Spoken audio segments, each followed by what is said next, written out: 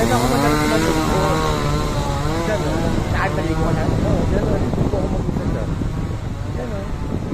Diyan o, may agos-agos dyan. Naliligo ako. Dito tayo nag-stay may mga bagets. Naliligo nga ako dyan. Trip ko maligo dyan. Minsan dyan lang ako madalas.